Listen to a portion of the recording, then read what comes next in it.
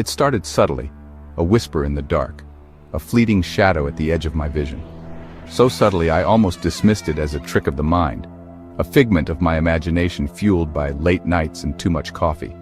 I wanted to believe it was nothing.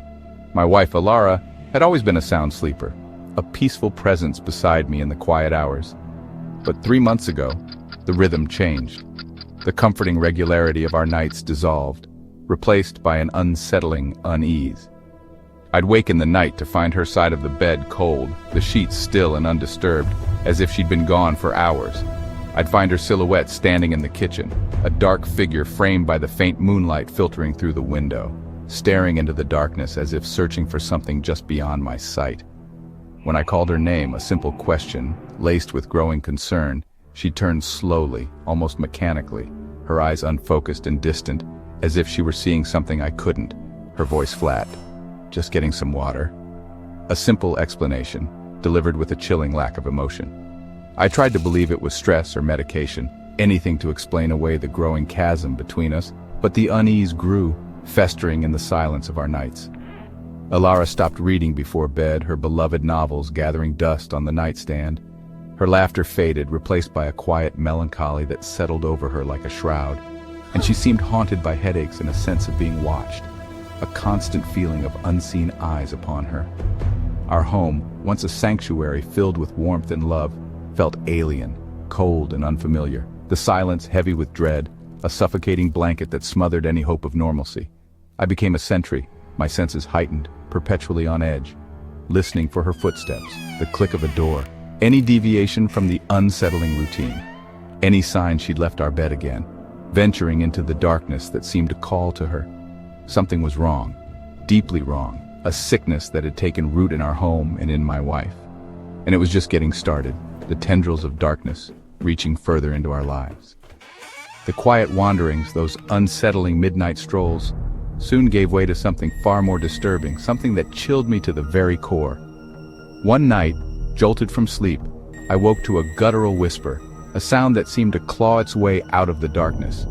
It was coming from Alara's side of the bed, a low, rhythmic drone that sent shivers down my spine. She sat bolt upright, her head tilted at an unnatural angle, speaking in a language I'd never heard before in my life. Harsh, guttural, ancient, and utterly wrong, like a perversion of human speech.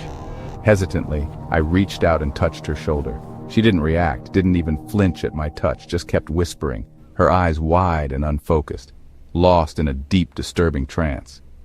This bizarre event became our nightly ritual, a terrifying, recurring nightmare. Almost like clockwork at 2 or 3 a.m., the whispering would begin, filling the room with dread. Sometimes, she walked the halls in this state, a ghostly figure in the dim light, her hands moving through the air, tracing invisible patterns, as if conducting some unseen orchestra, the strange, unsettling language spilling from her lips like venom. Desperate for answers, I tried recording it on my phone, hoping to capture some evidence, but the playback was always just static, a wall of white noise as if something was actively blocking me from hearing it. By day, Alara remembered absolutely nothing of these nocturnal episodes, and was utterly terrified by my increasingly detailed accounts. She'd beg me to believe her innocence, to understand her confusion, and I did. The woman I loved, the woman I knew, was just as much a victim in all of this as I was, perhaps even more so. But if she wasn't in control of her actions, if she was truly unaware, then who was? What malevolent force had taken hold of her? The fear grew with each passing night.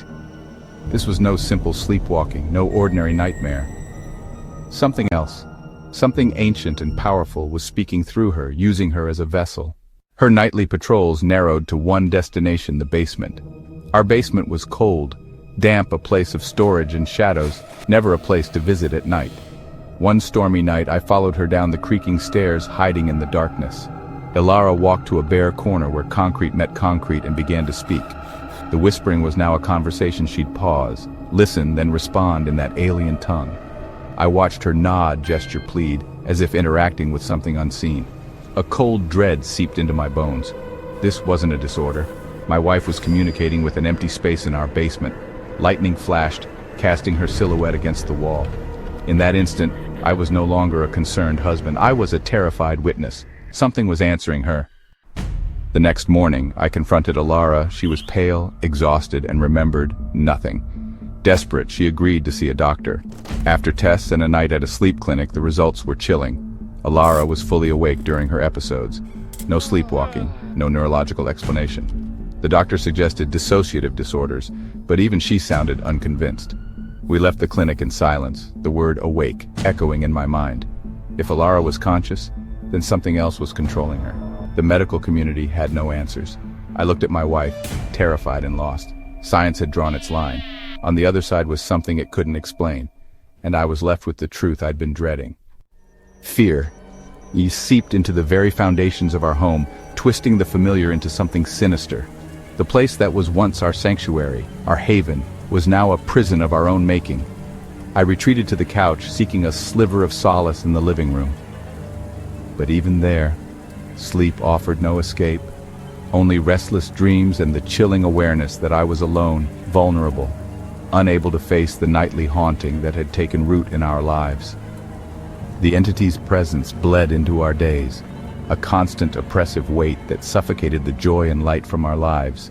A cold spot, a sudden inexplicable drop in temperature that sent shivers down your spine, a shadow always at the periphery of your vision, a fleeting glimpse of something dark and undefined, the feeling of being watched, a prickling sensation on the back of your neck, the unsettling certainty that unseen eyes were upon you. Alara grew frail, haunted, her eyes hollow, her spirit diminished by the relentless torment. She was losing time, disappearing into the clutches of the thing in the basement. I no longer followed her downstairs. The darkness that emanated from that place was too palpable, the fear too consuming. But every night I heard her footsteps, a slow, deliberate descent into the abyss, the creak of the basement door, a sound that echoed through the house like a mournful sigh, the muffled conversation with the unseen, a hushed exchange that sent chills down my spine. A language I couldn't understand but knew was filled with dread. I don't know what it is. I can't define it, can't categorize it. A spirit, a demon, some lingering echo of a past trauma, something nameless, something that defies explanation, something utterly terrifying. I write this as a warning, a desperate plea for help, a record of the unraveling. I am losing her piece by piece, watching her fade away before my very eyes.